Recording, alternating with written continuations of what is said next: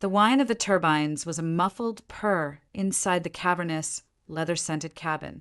I, Leah Carter, New York City third-grade teacher, maker of mediocre macaroni art and expert in playground diplomacy, felt profoundly out of place.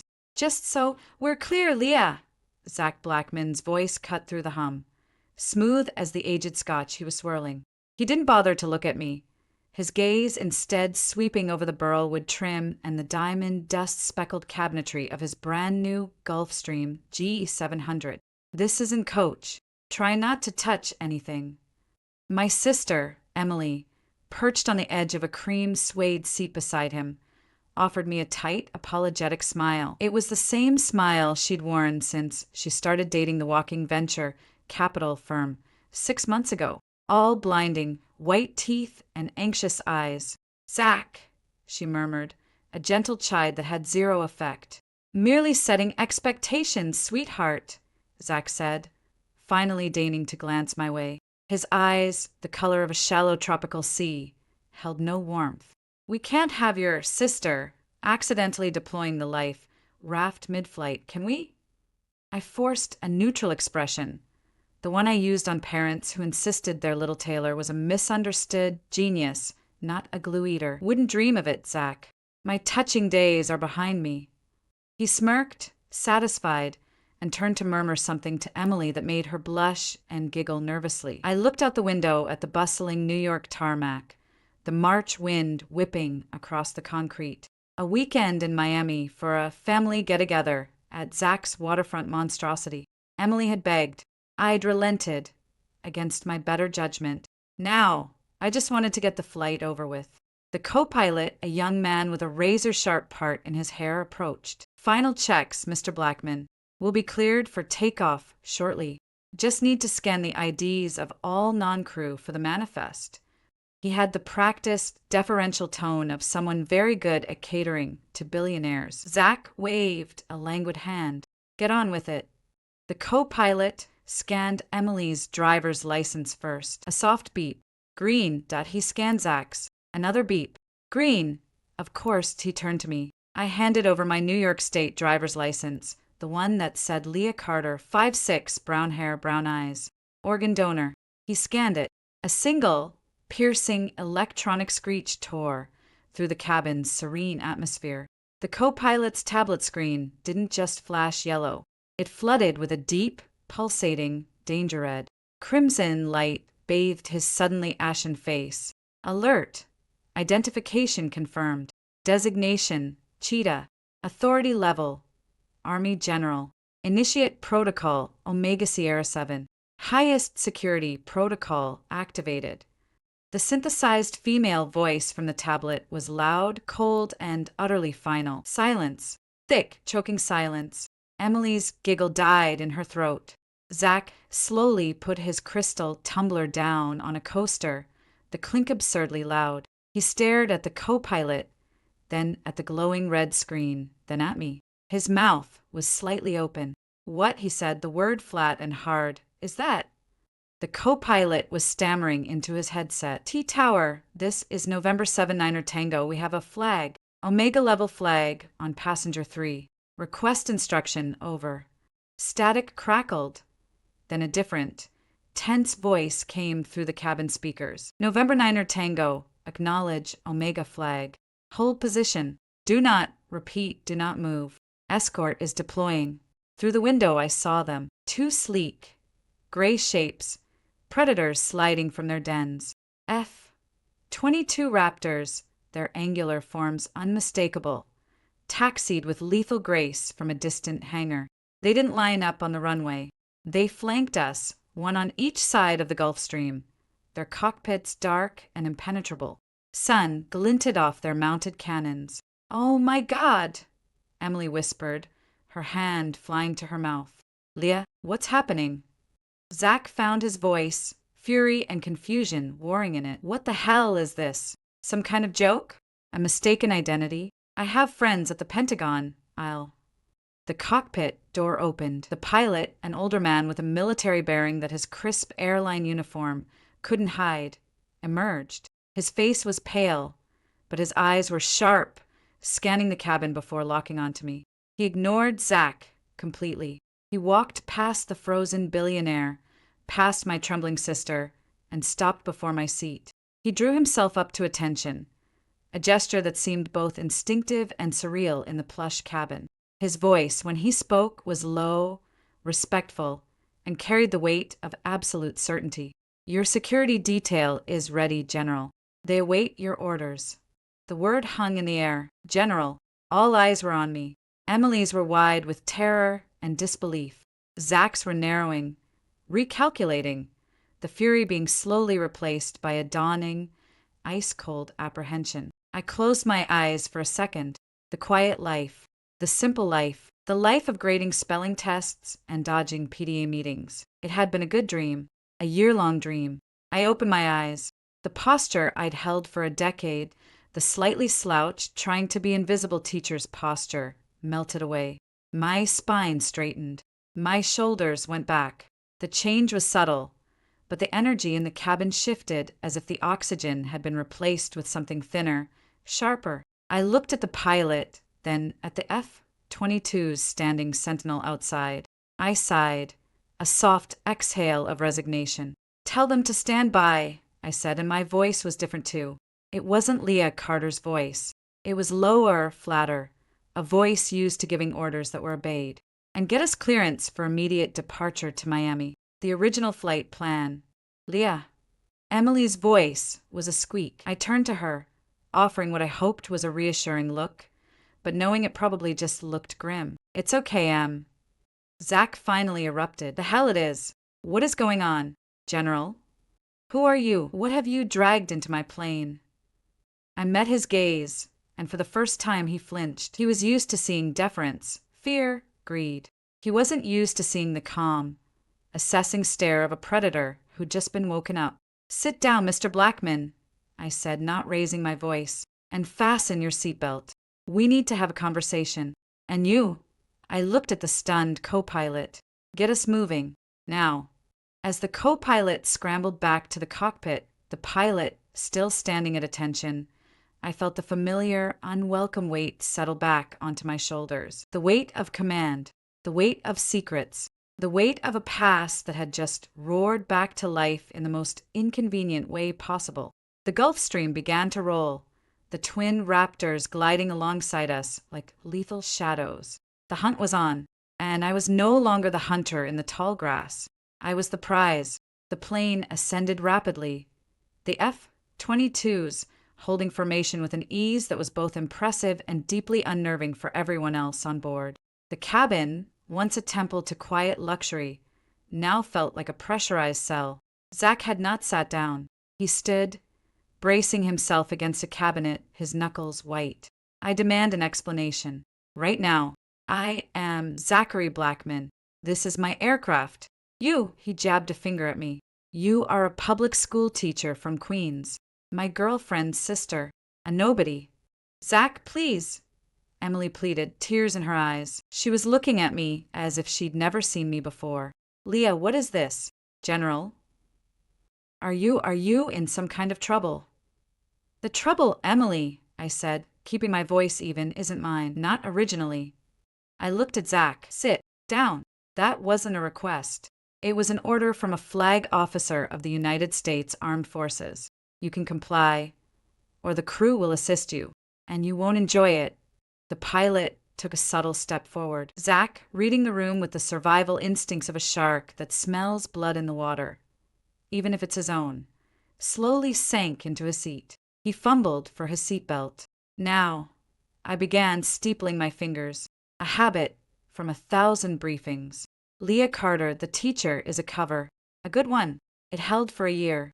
My real name is still Leah Carter, but my rank is Brigadier General, United States Army, retired. Former commanding officer of a joint special operations command unit called Ghost Sentinel." Emily gasped. "Special ops?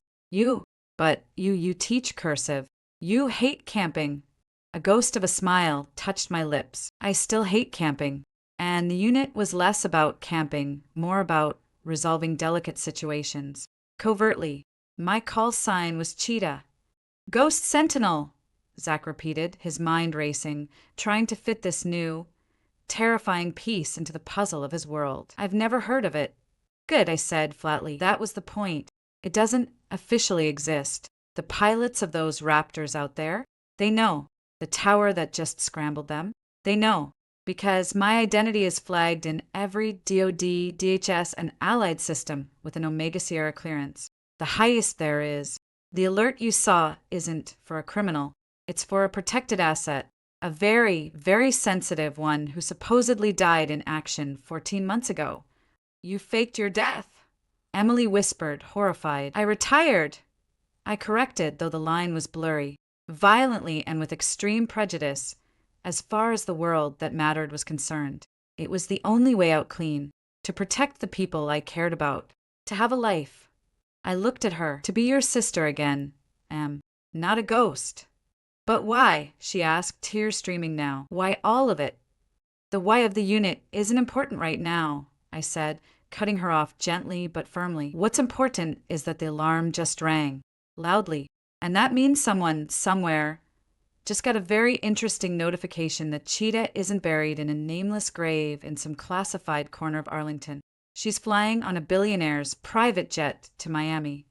As if on cue, a low vibration hummed against the bone of my wrist. I glanced down casually. My watch, a chunky utilitarian thing Emily always said was hideous, had a subtle haptic pulse, a specific rhythm. 2 long, 3 short, a signal only one person in the world would use. My former deputy, now the National Security Advisor, Marcus Mark Thorne. I stood up. I need to use the lavatory. Do not, I said, pinning Zach and the pilot with a look. Try to communicate with anyone outside this aircraft. Those Raptors have orders to disable communications and, if necessary, force us down if they detect any attempt. This is a national security bubble now. Understood. The pilot nodded immediately. Zach gave a tight, furious jerk of his head. Inside the cramped, marble-appointed bathroom, I locked the door. I pressed a hidden stud on the side of my watch. A thin, flexible screen, no larger than a postage stamp, deployed from the side. It glowed with a neutral blue light. I held it to my retina. A scan. The screen cleared, displaying a simple, encrypted text feed. Thorne status? Me, compromised. Omega flag, triggered at Teterboro. En route MIA as planned, but with an Air Force escort. Situation, Thorne, worst case. Nighthawk is awake. He knows. He's been digging. The Miami trip is the trigger. Not a coincidence. A cold, not tightened in my gut. Nighthawk. Thorne, his intel is good. Too good. He knows about Emily. He knows the connection. The Miami itinerary was his bait. You took it. Me, objective? Thorne, you. He wants you in the open. But he's not waiting. He's moving now. Asset tracking indicates a high probability Emily Carter is primary leverage. You're the target, but she's the key. Expect contact. He'll want to trade. He's theatrical. He'll make it hurt. Me, resources. Thorne. Activating all Southcom assets. Clean team en route to MIA. Safe house Gamma is prepped. But Leah, he's not acting alone. His pattern suggests inside facilitation. Someone gave him the Omega protocols. Someone pointed him at Emily. This is a trap with 2 jaws. Me, understood. Maintaining cover as long as possible. We'll initiate Chimera protocol on landing. You handle the mole. I'll handle the hawk. Thorne, Godspeed, Cheetah. Bring her home. The screen went dark, retracting into the watch. I leaned against the sink, staring at my reflection. The face that looked back was Leah Carter's face. But the eyes were Cheetah's. Cold, focused, already calculating angles of attack, lines of retreat, vulnerabilities. Nighthawk, Ryan Cole. My greatest success and my most catastrophic failure. The most naturally gifted operative ghost sentinel ever produced. A ghost among ghosts. He could become anyone, be anywhere, kill with a whisper. And he'd loved it. Too much. The last op in Odessa, he'd gone off script. The target was a corrupt oligarch, but his family was supposed to be untouched. Cole had other ideas. He saw loose ends. I saw a wife and 2 teenage children. I stopped him. It had been a close, brutal thing. He'd escaped, vanishing into the underworld, selling his skills to the highest bidder.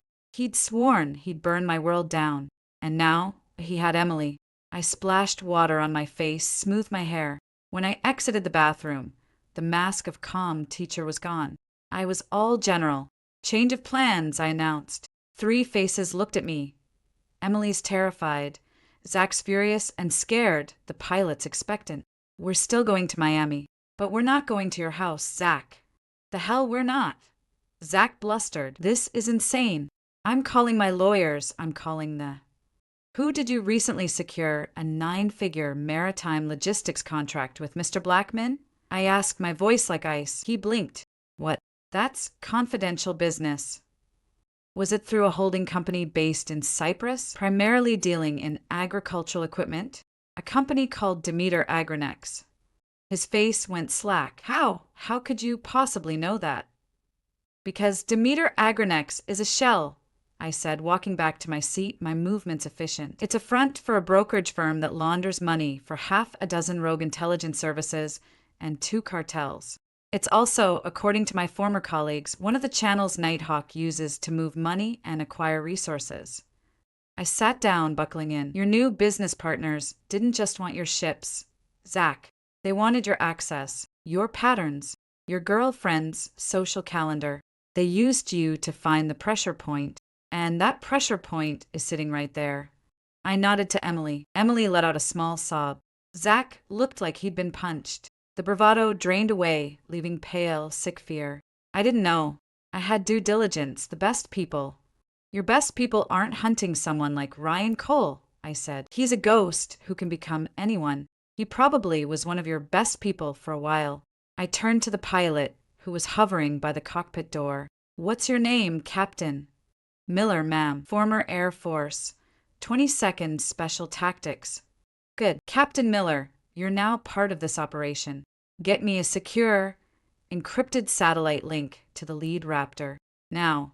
Yes, ma'am. He moved with purpose, the military training overriding the civilian uniform. Zach found his voice again, smaller now. What are you going to do? I looked out the window at the streaking clouds, the sinister, beautiful forms of the F-22s holding perfect formation. I'm going to do what I was trained to do, Mr. Blackman. I'm going to get my sister back, and I'm going to put the man who took her in the ground. I turned my head, meeting his eyes. You can help, or you can get in the way. Choose. The cabin fell silent, save for the deep thrum of the engines. The Gulf Stream, a symbol of obscene wealth and privilege, was now a command post in a sky-high war zone. And below us, Miami waited, a glittering trap set by the most dangerous man I'd ever known. The silence in the cabin was a physical thing, thick and heavy like the air before a hurricane. Emily was crying softly, her face buried in her hands.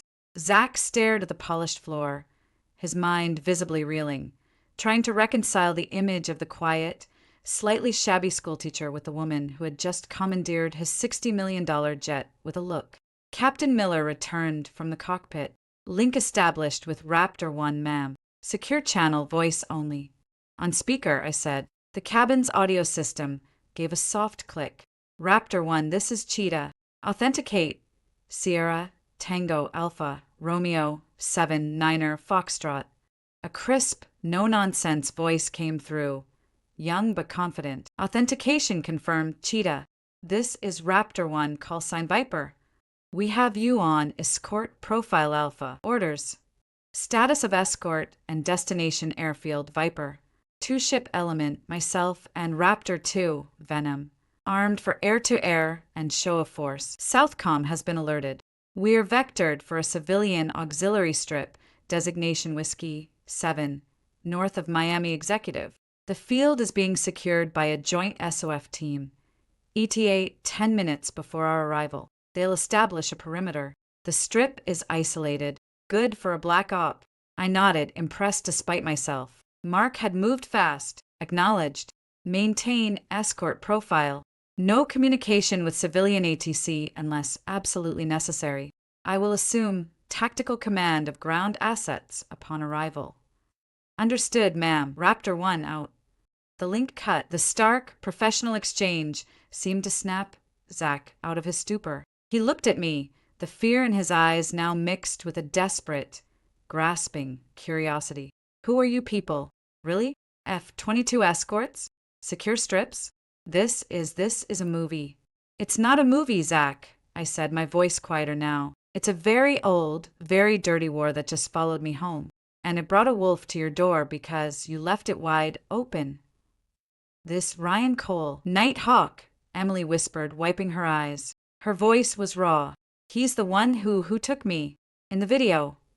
She was trying to be brave, to understand. My little sister, who cried at sad commercials and rescued spiders from her apartment. He's the one who arranged it, I corrected gently. He rarely gets his hands dirty with the grab itself. He plans, he manipulates, he finds the leverage, then he pulls the strings from the shadows. The video was his opening move. He wants me to know he's serious. He wants me to feel the clock ticking. Why? The word was a plea. I leaned back, the leather creaking. How to explain Ryan Cole, the brilliant, broken weapon I'd helped forge? Because I took something from him, the only thing he ever cared about. His freedom to operate without limits. His God complex. I looked at Emily. You remember my hiking accident in the Dolomites? 14 months ago. She nodded, fresh tears welling. They said you fell. They sent us. What they said was your ashes. There was no accident. It was an operation in Odessa. Cole's target was a man named Vasily Gregorovic, a monster by any measure, arms dealer, human trafficker, friend to worse monsters. The op was to extract him for questioning. It was a snatch and grab, clean and quiet. I paused, the memories surfacing, sharp and toxic. We had him in his penthouse, but his wife and 2 kids were there, teenagers. They weren't supposed to be. Intel was wrong, or someone made sure it was wrong. I could still see it, the opulent living room, the smell of expensive cigars and fear. Gregorovic, sweating in a silk robe. His wife, trembling, trying to shield her son and daughter behind her. Cole, in his black tactical gear, his face obscured by paint and night vision goggles. He'd looked at the family, then at me. His voice over the comms had been calm, detached. Loose ends, Cheetah. They've seen us. They can ID us. They're a liability. The mission parameters are clear, Nighthawk. The target only. We are not executioners. My own voice, tight with a dread I was just beginning to feel. Parameters change. You're being sentimental. It's a weakness. He'd raised his weapon, a suppressed HK MP7, not at Gregorovic, but at the cowering boy. I'd moved. It wasn't a conscious decision. It was pure instinct. I'd knocked his arm up. The thwip off, suppressed rounds stitched a line across the ceiling, raining down plaster. We'd fought there, in that gilded room, a brutal, silent struggle of elbows, knees, and desperate leverage. He was stronger, faster, more ruthless. But I knew his patterns. I'd trained with him for years. I used his momentum against him, disarmed him, put him down with a neural pressure strike that should have left him unconscious. It didn't. He'd scrambled back, his eyes visible for a second through his goggles, burning with a hatred so pure it was terrifying. He'd fled, vanishing from the op, from Ghost Sentinel, from the grid. I stopped him from killing 2 children, I said, the words feeling inadequate. He saw it as a betrayal of the unit's ethos, or his twisted version of it, of him. He vanished that night. A month later, a high-profile Saudi intelligence officer was found dead in Berlin, killed with a signature Ghost Sentinel method. A month after that, a bioweapon scientist in Tehran was extracted, his security detail slaughtered. Cole's calling cards. He was freelancing, and he was sending me a message. Your rules get people killed. My way is cleaner. And the fake death? Zach asked, captivated despite himself. After Odessa, it was clear Cole's network was deeper than we thought. He had friends in bad places. He wanted revenge. On me, and on anyone close to me. The only way to protect my family, Mom, Dad, you, Emily, was to make it look like he'd already won. Like Cheetah was gone. So, with help from people I still trust, we staged an accident. A body was recovered, burned beyond recognition, but with my DNA planted. A quiet funeral. Leah Carter, the general, was buried. Leah Carter, the teacher, was born. And it worked, Emily said, a flicker of hope in her voice. For a year, I said. But Cole is a bloodhound. He never believed it. He kept digging, and he found a thread. You. I looked at her, my heart aching. He couldn't find Leah Carter, the ghost, but he could find Emily Carter, sister of a deceased general, dating a flashy billionaire whose business dealings left a digital trail a mile wide. He used Zach's Demeter Agronex's deal to get close, to study patterns, to find the perfect moment. This trip, a private jet, a secluded mansion in Miami, it was all a gift-wrapped opportunity. My watch vibrated again. A new message, text only on the tiny screen. Thorn. Trace on Emily's last known cell location. Ping triangulated and died near coordinates 25.7617 degrees north, 80.1918 degrees west. Satellite imagery shows a private, fortified compound on a micro-island just off Key Biscayne. Locals call it Siren's Rock. Owned by a Cypriot shell corp, which is owned by a Liechtenstein trust, which has funneled money from a Demeter Agronex subsidiary. It's his nest. He's there, and he's waiting. Attached was a grainy satellite image of a lush, private island dominated by a stark, modern compound surrounded by high walls. It looked impenetrable. He's on an island, I said aloud, called Siren's Rock. He has Emily there. How do you know? Zach asked. Because my friends are better at digging than his are, I said, a cold certainty settling in my bones. This was the play. Lure the prey to the hunter's chosen ground. Classic Cole. He loved the drama of it. He wants me to come to him. On his terms. On his turf.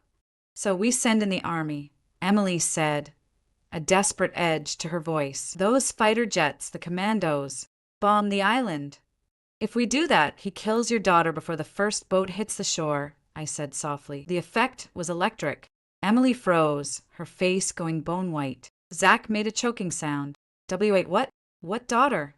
Emily looked at me, her eyes wide with a new, deeper horror. How do you know about Chloe?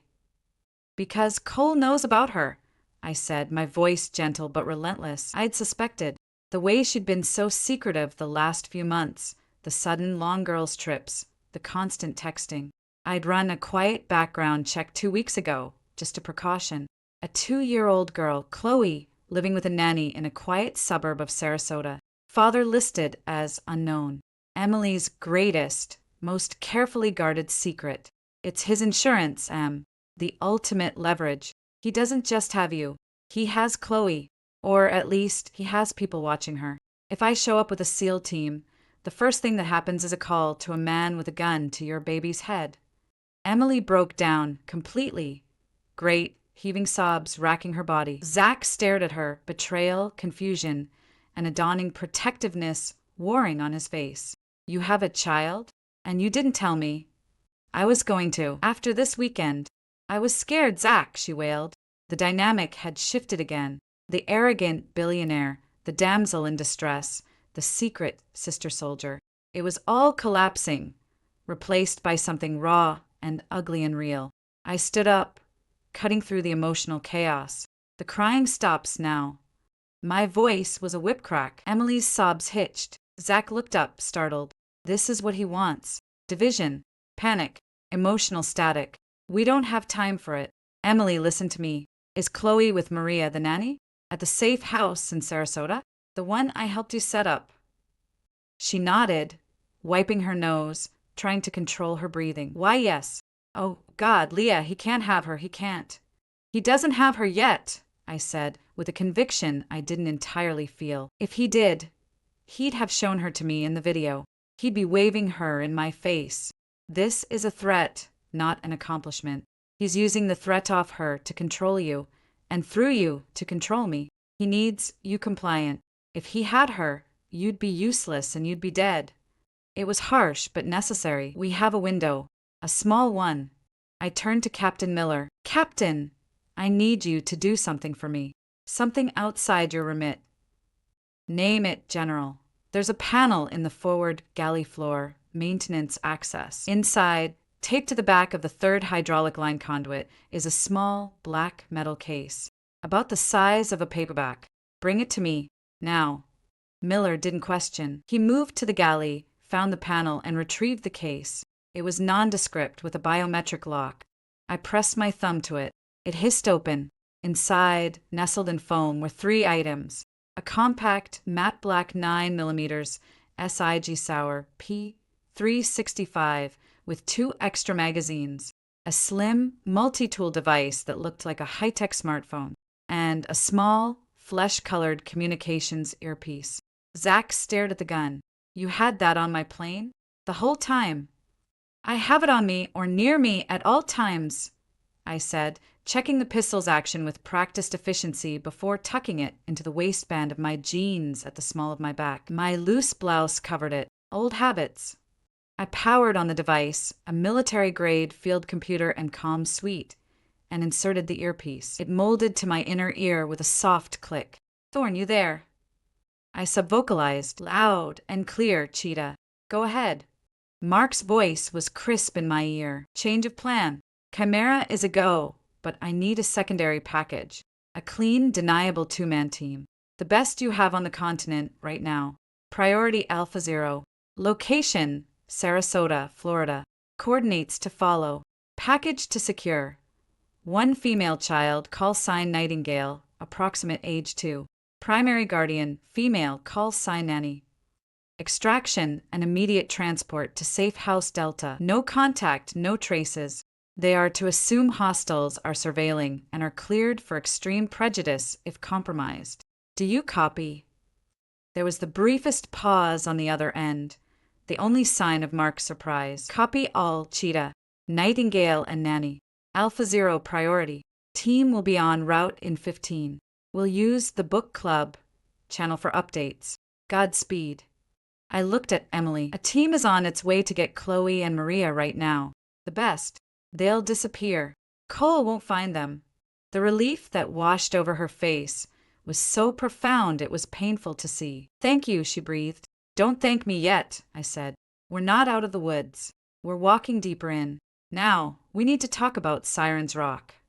I pulled up the satellite imagery on the device, projecting a small, holographic map onto the cabin table. Fortified compound. High walls. Likely motion sensors, thermal, automated defenses. He'll have a small team. Ex-military, probably. Mercenaries. He doesn't trust many people. How do you get in? Zach asked, his eyes glued to the hologram. The shock was wearing off, replaced by a strange, intense focus. This was a problem he could analyze, a deal to structure. You can't just swim up.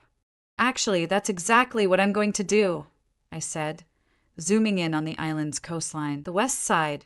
These rock formations. They'll have sonar and mag anomaly detectors in the water.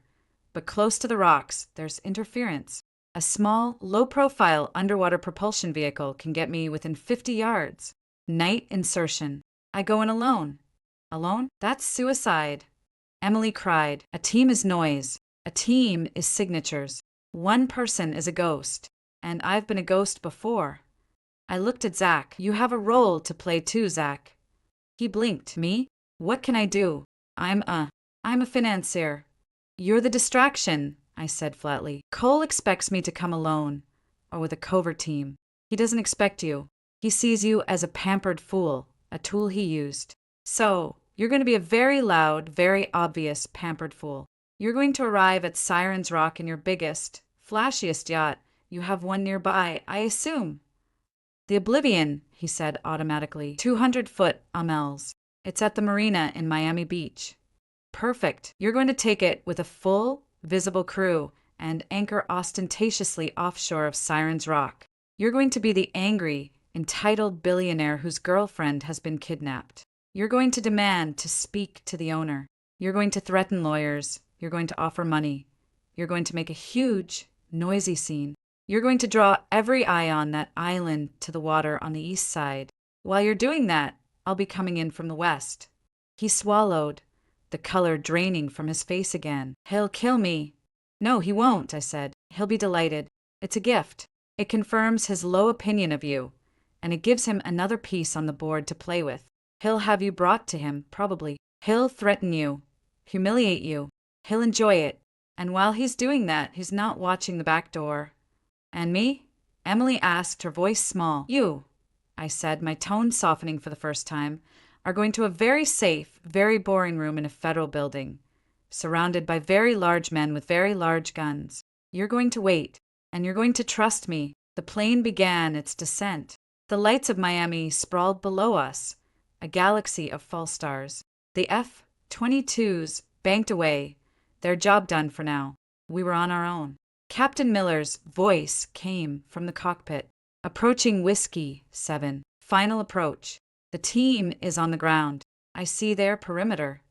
I looked at Emily, then at Zach. The easy part is over. From here on out, everything is a risk. Everything is a gamble. But we have one advantage Cole doesn't expect. What's that? Zach asked. I checked the SIG sour one last time, the weight familiar and cold in my hand. He thinks he's the hunter, and I'm the prey he's chasing to ground. I met his eyes, a flicker of the old fire, the cheetah's fire igniting in my gut. He's forgotten what I do to hunters. The wheels touched down with a squeal of rubber, not on the glittering runway of a commercial airport, but on a dark, isolated strip at the edge of the Everglades. Through the window, I could see black SUVs, shadowy figures with rifles, and the blinking lights of waiting helicopters. The cage was open. The ghost was back, and it was time to haunt. Silence. A heartbeat. 2. The world didn't end. The floor didn't heave. The sky didn't fall. From the receiver in my hand, clutched so tight my knuckles were white, a single, flat, electronic tone sounded. Beep, the timer was at 0, but the island was still here. I was still here. Cole's triumphant smile froze, then twisted into confusion. He stared at the detonator in his hand, then jabbed the button again, and again. Nothing. I didn't wait to understand. His moment of stunned disbelief was my opening. I charged, closing the distance between us and the garage. He looked up, saw me coming, and raised his pistol, but the rhythm was broken. His timing was off. I was on him before he could get a clean shot. I grabbed his gun hand, forcing it upwards as it discharged. The deafening report echoed in the concrete space, the round pinging off the metal ceiling. I drove my knee into his gut, but he twisted, taking the blow on his hip. He was strong, faster than he had any right to be. This wasn't the controlled fight in the great room. This was primal, desperate. We grappled for the gun, a violent, spinning dance. He slammed me back against the hood of a parked black SUV. My breath exploded from my lungs. I had butted him, the same move I'd used on Boris, but he was ready, pulling his head back just enough to make it a glancing blow. He brought the butt of the pistol down towards my temple. I blocked with my forearm, the impact sending a jolt of numbing pain to my elbow. I hooked my foot behind his ankle and shoved. We crashed to the concrete floor, the pistol skittering away under a vehicle. We rolled apart, both coming up in crouches, breathing heavily. 10 feet separated us. The speedboat's engines purred temptingly just outside the open door, a promise of escape. "What did you do?" he snarled, wiping blood from a split lip. His cool facade was utterly gone, replaced by a raw, furious hatred. "Me?" I gasped, my ribs aching. "I didn't do anything. Your firework show seems to have been cancelled. Faulty wiring? Bad customer service." His eyes darted to the useless detonator, then back to me, realization dawning. "Thorne," he spat the name.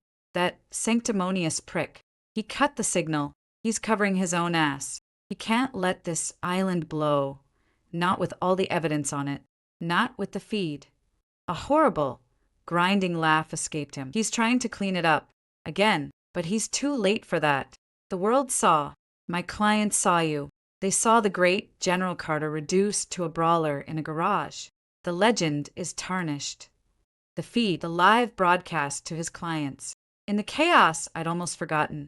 He was right. They'd seen everything up until Kowalski shot out the window and the feed died. They'd seen me cornered, forced to choose. They'd seen the violence. It was a different kind of victory for him. but a victory nonetheless. They saw you fail, Ryan. I shot back, slowly circling, looking for an opening, a weapon. They saw your hostage escape. They saw your little demonstration turn into a clusterfuck. How's that for client confidence? His face darkened. They saw a survivor. They saw adaptability. And they saw you vulnerable. That's a commodity too, Leah. He lunged, not at me, but towards the SUV. He yanked open the driver's door, reached in, and came out with a compact, black submachine gun, an MP7. He brought it up. I had nowhere to go. The garage was an open kill box. A shadow detached itself from the darkness outside the garage door. A massive shape, moving with surprising speed. It was Kowalski, his face a mask of soot and fury, his TAC-50 sniper rifle discarded, a bloodied combat knife in his hand. He must have sprinted from his overwatch position the moment the bombs didn't go off. Cole sensed the movement half a second too late. He started to turn, the MP7 swinging away from me. Kowalski didn't throw the knife. He charged, a bull of a man, and slammed into Cole from the side. The MP7 chattered on full auto, a deafening roar in the confined space, bullets sparking off the concrete floor and ricocheting around the garage. One grazed my thigh, a hot lance of pain. The two men went down in a tangle of limbs. Cole was a skilled fighter, but Kowalski had 50 pounds of solid muscle and a lifetime of close-quarters combat on him. The knife flashed. Cole screamed, a short, sharp sound of agony. He rolled away, clutching his side. The MP7 was pinned under Kowalski's weight. I scrambled forward, my leg burning, and kicked the MP7 further away. Kowalski was on his knees, breathing hard, the knife dripping red. Cole was on his back, blood seeping between his fingers, his face pale with shock and pain. The boat! Cole gasped, his eyes fixed on the open garage door, on freedom just yards away. Forget it, Kowalski grunted, standing up. He pulled a pair of heavy-duty flex cuffs from a pouch. Show's over, asshole. As Kowalski moved to secure him, Cole's good hand, the one not clamped to his wound, darted to his belt. He pulled a small, cylindrical object, a grenade but not a frag. It was smaller, with a distinctive canister shape, a flashbang, but modified. You don't get to take me in, Cole hissed, his voice gurgling slightly. I don't do cages. He pulled the pin. Down!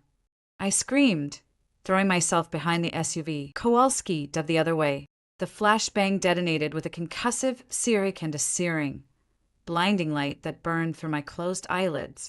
Even behind cover, the overpressure rattled my teeth and filled my head with a high-pitched whine. But it was what came after the flash that was the real threat. A thick, acrid, gray smoke billowed out with incredible speed, filling the garage in seconds. It wasn't normal smoke. It was a military-grade, dense obscurant, laced with particulate that would foul optics and sting the eyes and lungs. I couldn't see my hand in front of my face. Coughing, I pulled the collar of my shirt over my mouth and nose. I heard the sound of the speedboat's engines revving, a sharp whine climbing in pitch, then the roar of it accelerating away across the water. Kowalski! I yelled, my voice muffled by the fabric and the ringing in my ears. Here, he coughed from somewhere to my left. The bastard's gone. We staggered out of the garage into the slightly clear night air. The black speedboat was already a shrinking silhouette, a white wake VANG towards the open ocean. He'd had it idling ready. The flashbang smoke was his escape route. I cursed, slamming a fist against the concrete wall. He was wounded, maybe badly, but he was free, and he had a head start. My comms crackled. It was Mark Thorne. Cheetah status. We saw the explosion signal fail. We have a Coast Guard cutter and 2 SOF fast boats vectoring on your location. ETA 8 minutes. We also intercepted Cole's broadcast feed. It's compromised. We're running damage control. Cole escaped by water, heading east-southeast, wounded. I reported, the professional taking over, shoving the Fury aside. He's in a black, high-performance speedboat, make unknown. He needs medical attention. He can't get far. You have to cut him off. We'll vector the assets. What about the civilians and your team? I looked at Kowalski. He gave me a thumbs up, though he was bleeding from a shallow cut on his forehead. Kowalski is with me. Civilians. I sent Emily and Zach to the west wall to escape by water. I need a search and rescue on that shoreline now. And a medic. I'm hit, but it's superficial. Copy. SAR is en route. Get to the LZ we designated. A helo will pick you and your man up. We'll sweep for Cole and the civilians. Negative, I said, the decision instantaneous. I'm not leaving without Emily and Zach. I'm going after them. Kowalski, can you make it to the LZ? The big master sergeant shook his head, a grim smile on his face. Lost my favorite rifle back there, ma'am. I'm not leaving without some payback, or at least a good story. I'm with you. I nodded, gratitude a quick, warm flicker in my chest. Thorne, we're proceeding to the west shore to link up with the civilians. Update the SAR on our position. Cheetah out. Kowalski and I moved quickly, leaving the smoke-filled garage behind. The compound was eerily quiet now. The remaining mercenaries had likely fled or gone to ground after the failed explosion. The power was still on, lights casting long, stark shadows. As we jogged towards the western perimeter, my leg protesting with each step, my mind raced. Cole's escape was a problem, but a contained one. He was hurt, on the run in a brightly lit boat. The resources converging on him were substantial. He wouldn't get far. Emily and Zach were the immediate priority. Had they made it to the wall? Had they found the gap? Could they even swim well enough? The water was dark. The currents could be tricky. We reached the western wall. The section I'd pointed them to was a mess of trampled foliage. They'd come this way. I found the spot where I'd cut the wire. The gap was there, the wires neatly parted. They'd gone through. Emily, Zach, I called out, keeping my voice low but carrying. No answer but the sigh of the waves on the rocks below. Kowalski scanned the water with a small monocular. Nothing, ma'am. If they went in, they're not on the surface. A cold dread, different from the combat fear, seeped into me. They have to be here. They didn't have that much of a head start.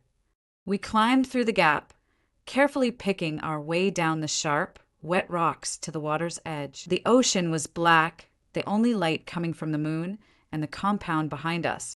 Then I saw it, a flicker of movement, not in the water, but among the larger boulders further along the shore.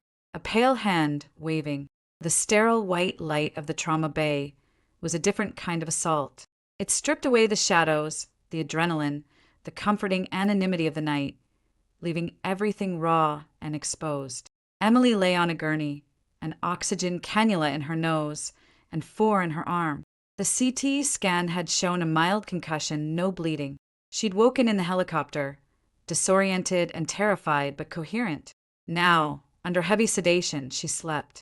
Zach sat in a chair beside her, still wrapped in a foil blanket, staring at his own trembling hands as if they belonged to someone else. A uniformed soldier stood guard outside the door. I leaned against the wall, my leg freshly stitched and bandaged under my torn combat suit, the throb a steady, grounding beat. Kowalski had been checked out and was now outside, a looming, reassuring presence in the hallway.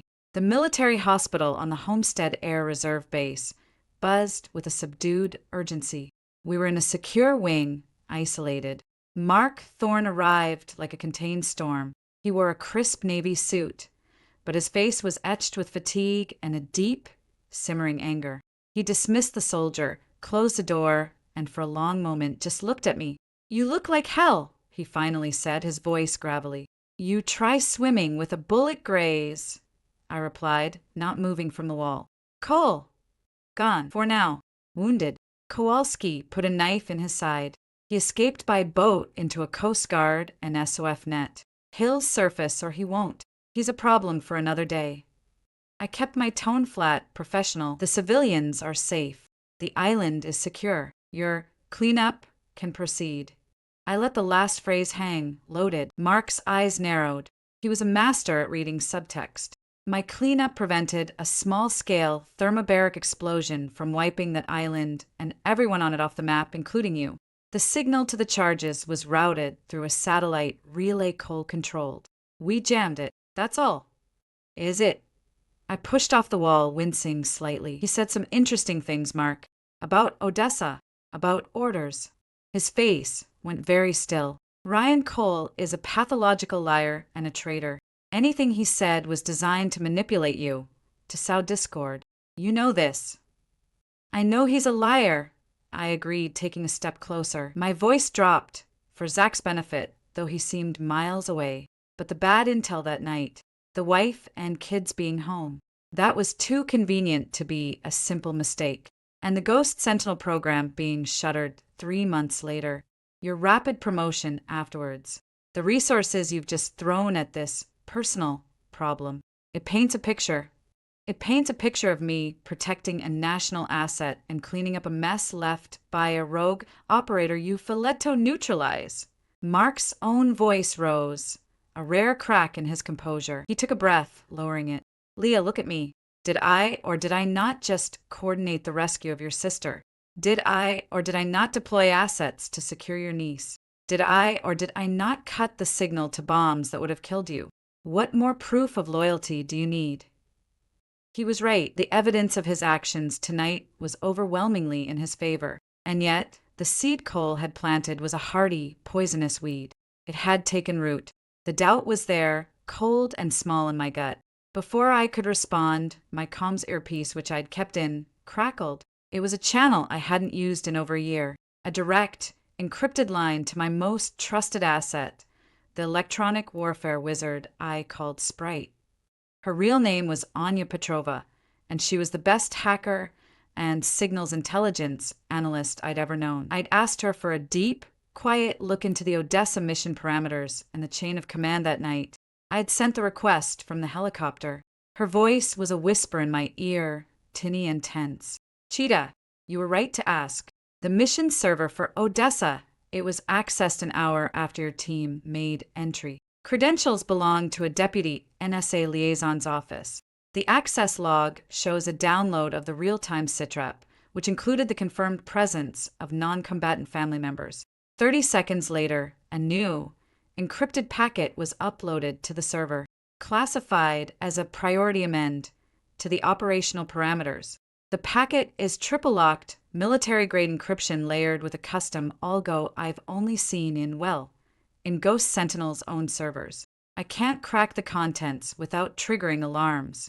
But the timing, Leah, the timing is suspect as hell. The liaison office was a cover. The access point traces back to, she hesitated, to where, Anya? I sub-vocalized, turning slightly away from Mark, to the office of the National Security Advisor, to Thorne. The world seemed to tilt slightly. I kept my face a neutral mask, my eyes on Mark, who was watching me with a mix of concern and impatience. Understood. Go dark. Wipe the query. Thank you, I whispered. Be careful, Leah. The line went dead. The pieces clicked into place with a terrible final logic. Mark had seen the sitrep, seen the unexpected civilians. He'd sent the sanitize order. Cole, ruthless and ambitious, had been all too happy to comply. I'd stopped it. I'd created a political and operational disaster. Mark had spent the last year and a half containing it, spinning Cole as a lone wolf, helping me disappear, rising in power to better control the narrative. Cole's revenge plot had threatened to blow it all open. That's why Mark had moved heaven and earth tonight. Not to save me, to contain the breach, to keep the truth about Odessa buried. Leah. Mark's voice cut through my racing thoughts. What is it? I had to play this perfectly. He couldn't know I knew. Not yet. It's nothing, I said, forcing a look of weary resignation. The adrenaline's dropping. Cole got in my head. I'm sorry. I rubbed my eyes. What's the status on the sweep for him? Mark studied me for a beat longer, then seemed to accept the explanation. The net is tight. The blood trail in the boat was significant. He'll need a surgeon soon. We're monitoring all clandestine medical channels from here to Colombia. He won't get far. He walked to the window, looking out at the pre-dawn gloom. The broadcast is a bigger problem. We killed the feed, but the first 15 minutes went out to some very bad people. Your face, your sister's face, Blackman's face, they're compromised. We'll need to create new identities, relocate you all. Again, I nodded, the prospect of another fake life feeling like a sentence. What about Ghost Sentinel? He turned, a flicker of surprise in his eyes. What about it? It was dissolved. It was a good idea, I said, carefully constructing the words. A small, deniable unit for the truly gray area problems. The world hasn't gotten any less gray, Mark. Maybe it's time for something like it again, with proper oversight, to clean up messes like coal permanently. I was baiting him, offering him a tool, a way to regain control, to have his own Black Ops scalpel again.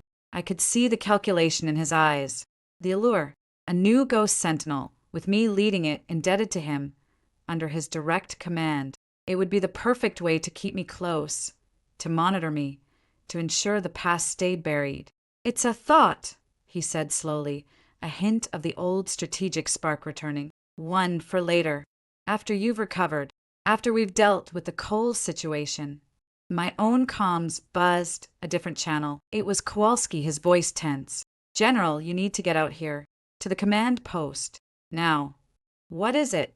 They found Cole's boat, washed up on a sandbar near Elliott Key. Empty. No sign of him. But they found something else. A phone, taped to the helm. It's ringing. A cold fist clenched around my heart. I looked at Mark. They found the boat. He's not in it. There's a phone. Mark's face hardened, a bargaining chip. He wants to negotiate his surrender. He's bleeding out. He's desperate. Maybe. But Cole didn't do desperate. He did convoluted, theatrical endgames. I have to go, I said. I'm coming with you, Mark stated, already moving towards the door. No, I said, sharper than I intended. He stopped, looked back. I modulated my tone. You're the National Security Advisor. You can't be seen negotiating with a fugitive terrorist. Let me handle it. It's what I used to do. Take the call, assess his position, lure him in. You coordinate the capture. From here. He hesitated, the desire for control warring with operational logic. Logic, and the fact that he still thought I was his loyal instrument. One. All right, but you're wired. Every word. And you have a team with you. No more lone wolf stuff, Leah. That's an order. Understood. 15 minutes later, I was in a mobile command vehicle parked on a spit of land overlooking the intercoastal waterway, the first hint of dawn bruising the eastern sky. The vehicle was packed with comms gear and two of Mark's most trusted operators. I was wired with audio and biometrics. Kowalski stood outside, a sentinel. The phone, sealed in an evidence bag, sat on the console. It was a cheap, disposable burner. It rang again, a shrill, tinny sound. I took a breath, nodded to the tech, and put on speaker. Cole! His voice came through, weak, laced with pain, but still holding that thread of mocking amusement. Leah, I'm touched you picked up. I was afraid you'd be too busy getting a medal from your friend Mark. Where are you, Ryan? Oh, I'm somewhere safe, for the moment. The knife your goon stuck me with did some interesting damage. I need a doctor, and I'm willing to trade for one. Trade what? Information, the truth about Odessa, the real chain of command, the name of the man who gave the order to kill those children, the man who's been lying to you, using you ever since. In the command truck, the two operators were stone-faced. Mark's voice, monitoring remotely, came through my earpiece. He's lying. Draw him out. Get a location. I kept my eyes on the phone. Why would I believe you now? You've said it was Thorne. It's a pathetic attempt to drive a wedge. Cole coughed, a wet, painful sound, because I can prove it. I have the original, encrypted order packet, the one uploaded that night. I downloaded it before I left the Ghost Sentinel servers for good. My insurance policy. I'll trade it for a helicopter, a medevac team of my choosing, and a flight to a non-extradition country. You have 30 minutes to agree, or I upload the packet to every major news outlet and intelligence service on the planet. The scandal will bury Thorne, and it will bury you right next to him. You'll be seen as his accomplice, his attack dog. You'll never see the light of day again. My blood ran cold. He had proof, real, tangible proof that could destroy Mark and shatter what was left of my life. Mark's voice was urgent in my ear. Stall him. We're tracing the call. It's bouncing through multiple relays, but we'll get a location. How do I know you have it? I asked, playing for time. You don't, Cole said simply. But are you willing to risk it? The clock is ticking, General. 29 minutes. I'll call back on this number with the coordinates for the exchange. Have the bird ready. The line went dead. Silence in the truck, broken by the frantic clicking of keys as the techs worked the trace. Mark's voice came back, cold and decisive. He's bluffing. He has nothing. Even if he did, the encryption is unbreakable. Is it? I asked quietly, looking at the two operators. They avoided my gaze. Sprite seemed to think it was Ghost Sentinel-level encryption, the kind Cole would have the backdoor keys to.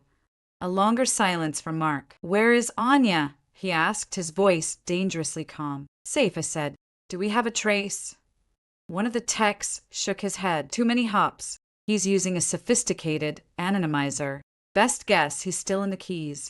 Maybe even on one of the smaller, uninhabited ones. The blood loss. He can't have gone far on foot. An idea, terrible and clear, formed in my mind. Cole wasn't on a random key. He'd want high ground, a vantage point, a place with symbolic meaning. Somewhere he could watch the end play out. I know where he is, I said. Where? Mark demanded. Siren's Rock. Impossible. We have a team sweeping it now. Not on the island. Under it. The satellite thermal scans. I'd seen them. There were faint, cool spots in the bedrock beneath the compound. Not natural geology. Tunnels, old smuggling tunnels, maybe from Prohibition. He'd booby-trapped the island to blow, but he'd kept a back door for himself. A bolt hole. He's in the tunnels. He never left.